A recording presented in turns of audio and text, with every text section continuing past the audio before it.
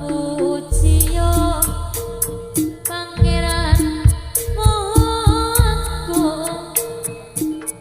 Hangratuni jagat alam saweku. Halo, bertemu lagi di Ekaugus Channel, channel tentang seni dan budaya Nusantara. Kali ini, Ekaugus akan membahas sejarah jaranan di Kediri dan awal mula berdirinya grup jaranan Samboyo Putro. Tentu sudah banyak yang tahu nama Samboyo Putro dan ketenaran grup jaranan ini. Sejarah kali ini akan Ekaugus ceritakan menurut sumber-sumber yang diceritakan kembali di berbagai media sosial dan internet, termasuk dari Wikipedia. Mau tahu ceritanya seperti apa? Ikuti terus channel Ekaugus. Dan jangan lupa klik dulu tombol like, komen dan subscribe.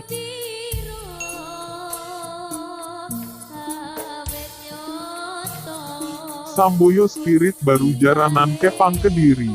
Dalam rangka memperbaiki citra jaranan di muka masyarakat, seniman jaranan mulai menghaluskan jaranan. Pada tahun 70-an gerakan untuk merevitalisasi jaranan sudah mulai diupayakan. Penghalusan dalam wilayah tarian, dandanan dan musik pun sudah mulai dilakukan. Para seniman jaranan mulai memodifikasi jaranan dari pakaian, rias, dan tarian serta musiknya. Dalam berbagai pertunjukan jaranan, pemain jaranan harus memiliki sifat yang arif, sopan dan memiliki tata krama yang tinggi kepada masyarakat dan para penanggap. Sifat itu harus diperankan oleh para seniman dalam berbagai waktu dan kesempatan. Selain strategi kerjasama dengan militer, jaranan juga memiliki strategi lain, yaitu dengan cara menghaluskan tariannya, musiknya, dan dandanannya serta tingkah lakunya harus lebih baik. Penghalusan ini dilakukan oleh seniman jaranan karena pada saat-saat itu monitoring dari pemerintah masih sangat kuat. Untuk menghilangkan stigma itu, seniman harus melakukan strategi itu untuk menjaga keberlangsungan kesenian jaranan. Kemudian pada tahun 1977 setelah berdirinya Samboyo Putro, jaranan mulai mendapat pengakuan dari masyarakat dan pemerintah. Jaranan Samboyo Putro ini didirikan oleh mantan Polwil Kediri dari Bandar Lor yang bernama Pak Sukiman Samboyo. Dengan adanya jaminan dari pihak kepolisian, inilah jaranan mulai berani bertengger di Kediri bersaing dengan kesenian lainnya. Jaranan Samboyo itu dahulu mendapatkan wangsit dari Pamenang Joyoboyo.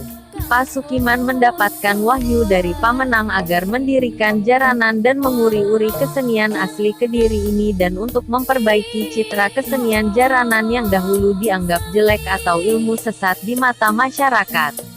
Atas wangsit yang berasal dari Pamenang itulah Sukiman berusaha sekuat tenaga untuk mengembalikan citra negatif masyarakat terhadap kesenian jaranan.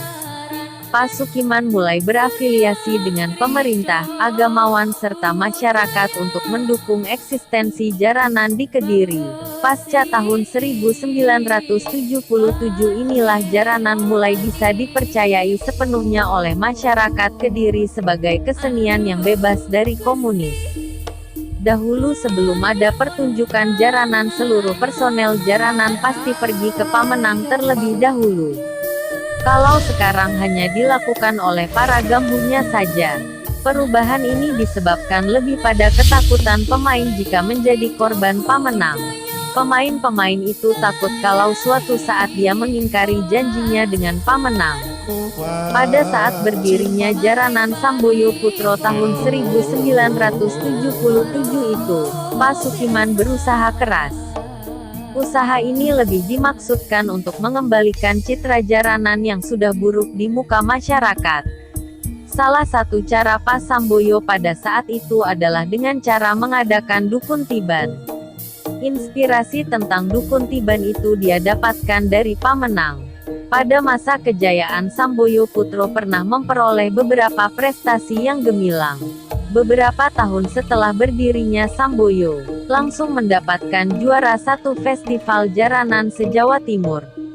Kemudian dalam perjalanannya mulai tahun 1977 sampai 1990 Samboyo Putro pernah tanggapan sebanyak 1674 kali. Selain itu Samboyo Putro personelnya banyak yang melatih jaranan ke komunitas-komunitas kesenian jaranan lain di Kediri. Hingga kini masyarakat meyakini bahwa jaranan Samboyo Putro itu memiliki jasa yang sangat besar untuk mengembalikan citra jaranan di Kediri. Pandangan agamawan dan negara serta masyarakat yang dahulu memandang jaranan sebagai kesenian yang jelek, akhirnya berubah haluan. Pasca tahun 1977 ini, masyarakat mulai memandang bahwa jaranan ini adalah kesenian yang berasal dari Kediri. Keberadaan kesenian ini harus tetap dilestarikan keberadaannya. Pada masa kejayaan Samboyo Putro pada tahun 1985 Pasukiman dahulu memiliki hubungan erat dengan Pasudiono, Ngetrepelor Prambon Nganjuk, yang sekarang menjadi pemimpin Samboyo Putro dari tahun 1990-an sampai sekarang. Hubungan erat seperti keluarga sendiri. Karena sebelum Pasudiono menjadi pemimpin Samboyo Putro pengganti Pasukiman, Pasudiono dulu bekerja sebagai bisnis kayu. Apabila Pasudiono mengadakan tebang pilih pohon di hutan, Pasukiman selalu memberikan izin tebang pohon. Sebaliknya, apabila Pasukiman membutuhkan bahan baku untuk membuat barongan atau klono, Pasudiono selalu membantu memilih kayu.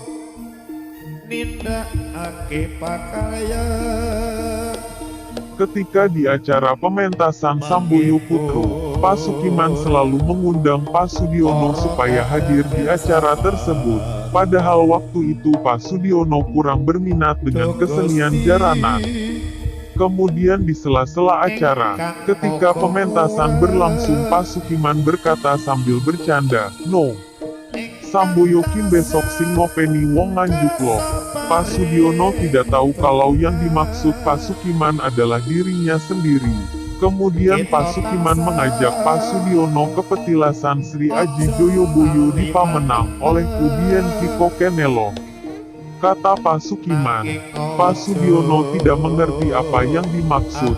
Ketika perjalanan pulang, Pasudiono tidur, dan kaget ketika dalam mimpi Pasudiono memegang pecut atau cemeti dan memakai baju bopo atau gambu, yang diartikan generasi penerus Samboyo Putro setelah Pasukiman adalah Pasudiono sendiri.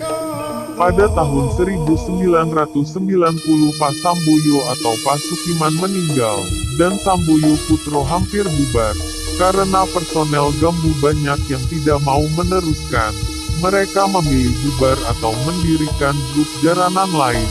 Kemudian Samboyo Putro sementara dipimpin oleh Pasumantri atau Patri, tetapi tidak berangsur lama. Setelah banyak konflik-konflik yang berlanjut, akhirnya Patri hanya memimpin Samboyo Putro selama 2 tahun. Kemudian Pasudiono mendapat wangsit dari Pamenang. Dalam wangsitnya Pasamboyo harus meneruskan generasi Samboyo, tetapi dalam arti Samboyo Putro harus diboyong di daerah asal Pasudiono di Ngetrepelor Prambon Nganjuk. Karena pada saat masa itu banyak sekali saingan antar grup jaranan dan konflik yang berlanjut. Akhirnya Pasudiono memboyong semua peralatan Samboyo Putro dari Bandar Lor, Kediri Kota, ke Ngetrepelor Purungrejo Prambon, Nganjuk, dan memulailah Pasudiono merintis kembali Samboyo Putro yang dulu vakum selama 1 tahun kemudian dihidupkan kembali, untuk mengenang jasa Pasukiman.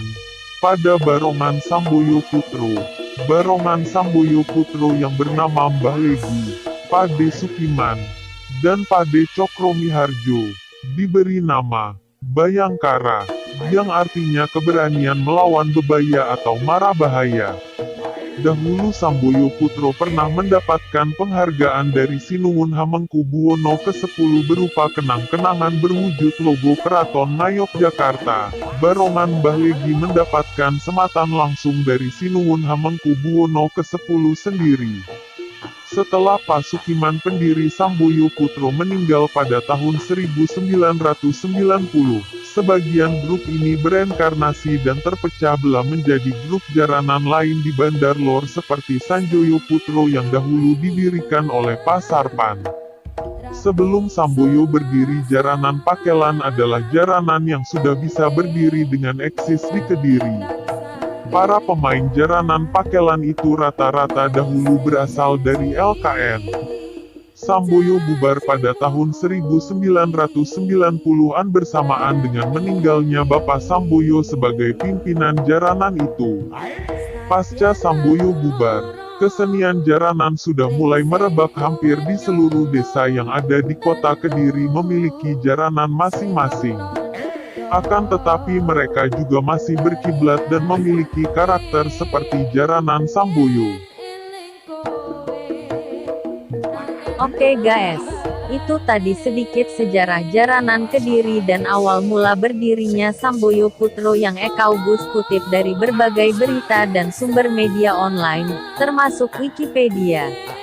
Jika ada perbedaan persepsi dan pandangan, atau bahkan sejarah yang harus diluruskan, kami mohon maaf sebesar-besarnya.